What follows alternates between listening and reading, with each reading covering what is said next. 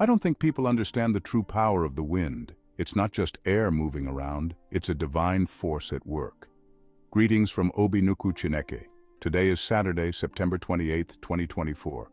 Also known as Orie, mark it a special day in Igbo land to honor the wind's greatness upon human life. The wind isn't just a breeze, it's a blessing, a guardian, a silent observer of our lives. Feel its touch on your skin, hear its whispers in the trees.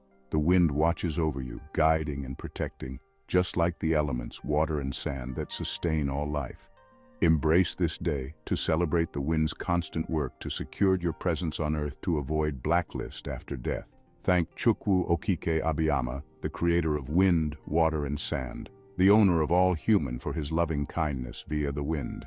These elements are the universe's way of keeping us grounded and connected. So today, Saturday, wherever you are, take a moment to feel the wind's caress and be grateful.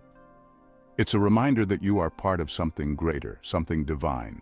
From Obi Nnukwu Chineke, also known as the wind, water and sand, the blessings of the universe, Orie Nnukwu Chineke, the messenger of the truth after life. Celebrate the wind, for it celebrates you.